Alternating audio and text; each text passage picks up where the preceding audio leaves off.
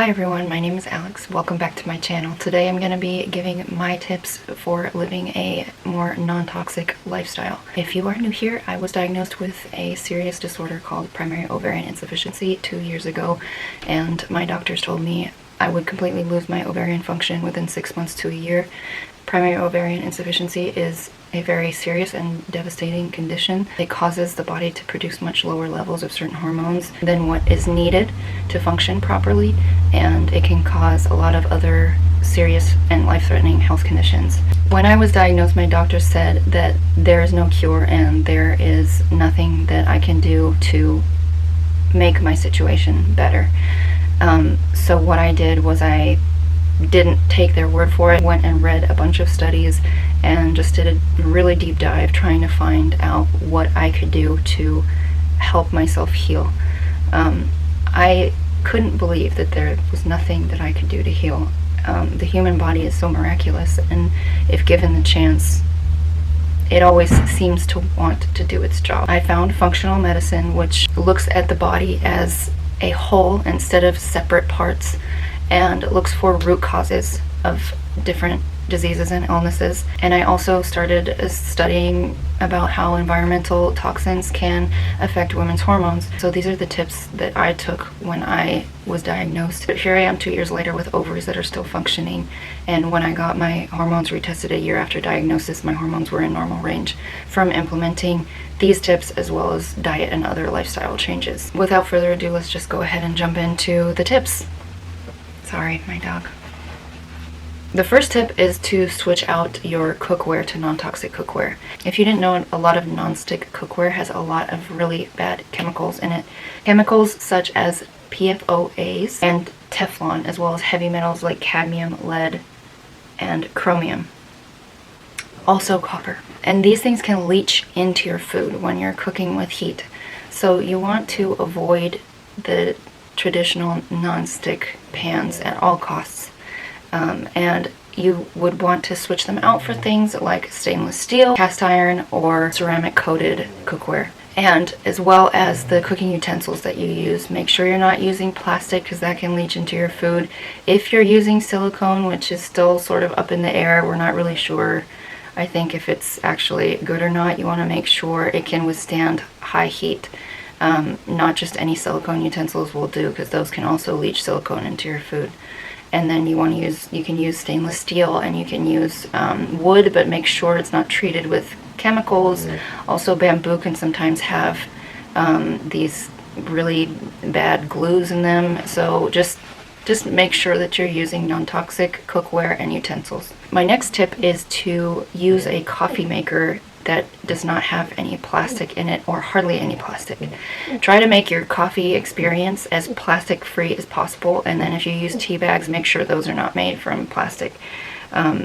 Tea bags can leach microplastics into your tea, and coffee makers like the Nespresso or the Keurig, those things definitely are leaching microplastics into your coffee.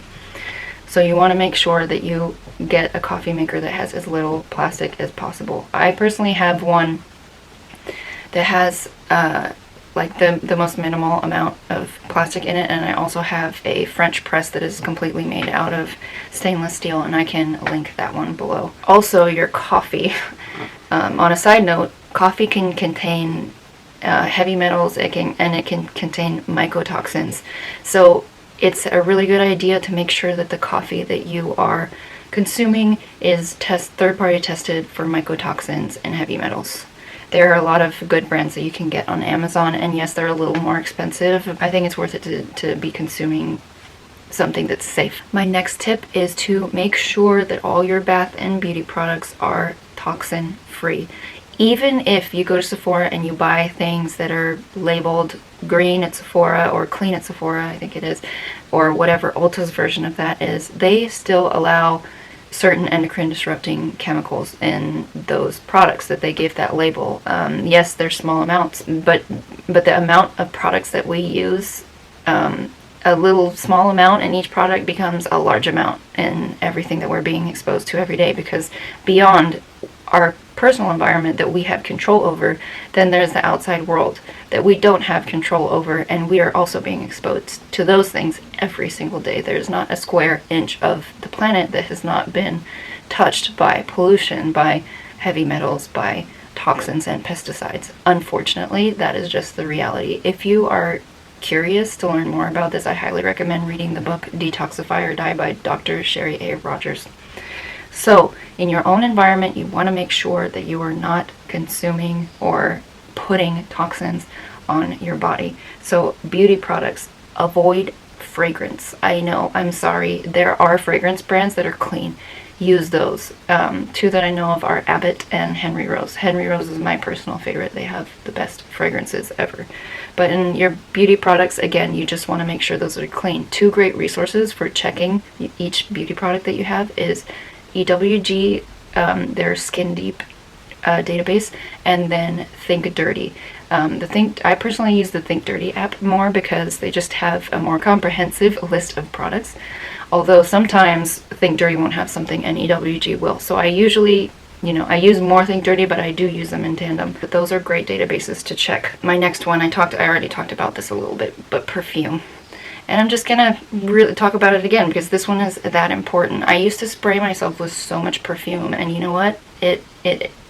They're total endocrine disruptors. Fragrances, perfumes are really, they're like, as far as the safety scale goes, like on Think Dirty and EWG, they're like a 10. Fragrance ingredients are the worst that it gets for disrupting hormones. If you are having issues with your hormones, if you're having endometriosis, if you're having primary ovarian insufficiency, if you're having PCOS, if you're having issues with your thyroid, you do not want to be using perfumes or fragrances in your products.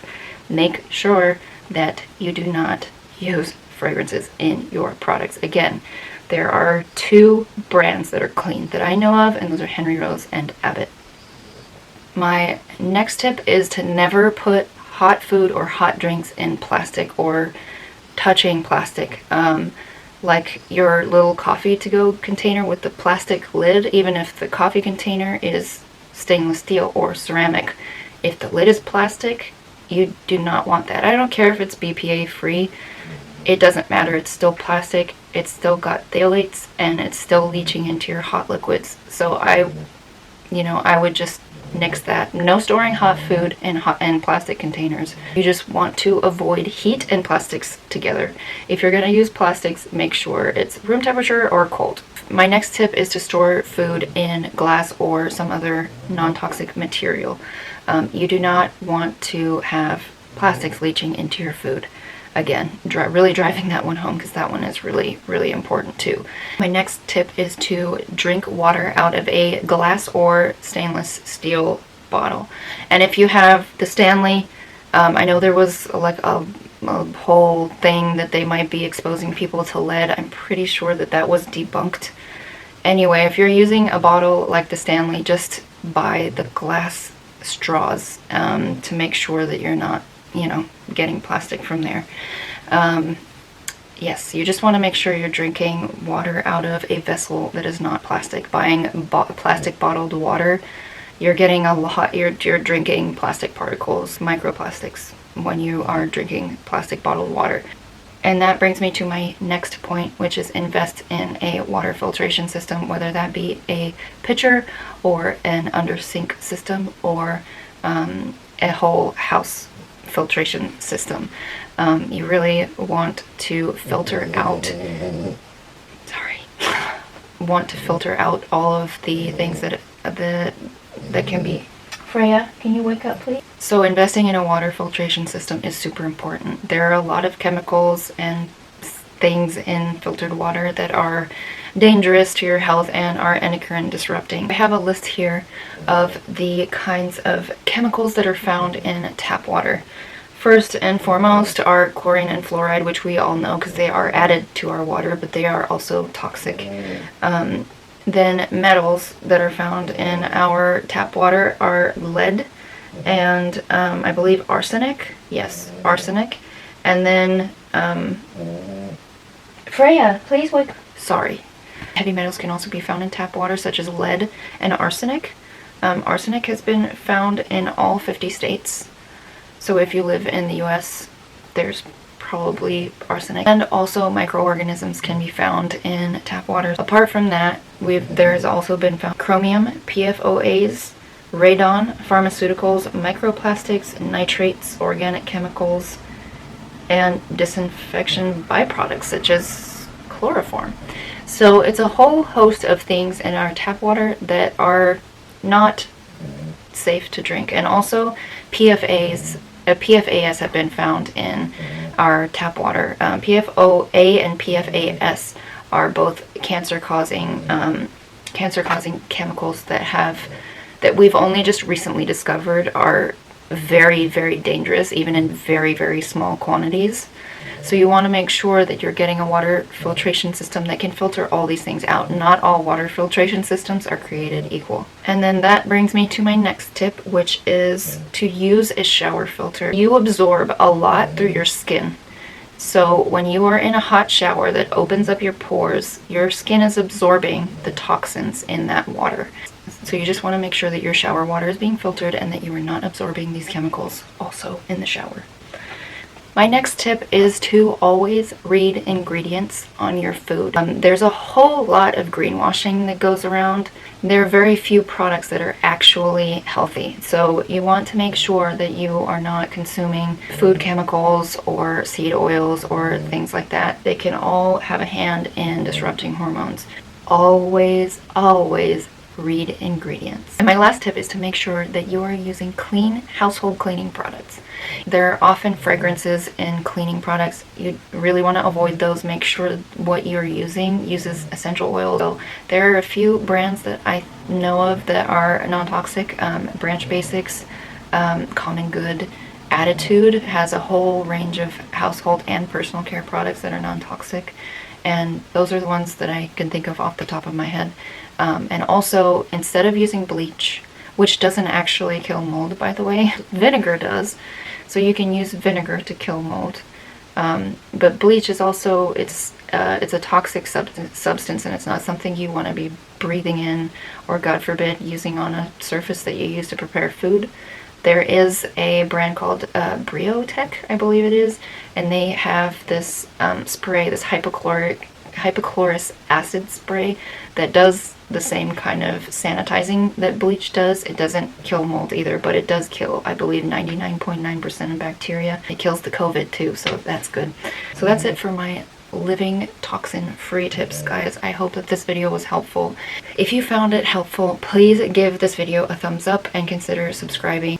I post a lot of videos about my health journey and how I am managing my endocrine disorder and healing from what my doctors told me was an incurable disorder. If you want to follow my healing journey, please go ahead and subscribe and hit the bell notification. Thank you so much for being here, and I hope to see you next time. Bye, guys.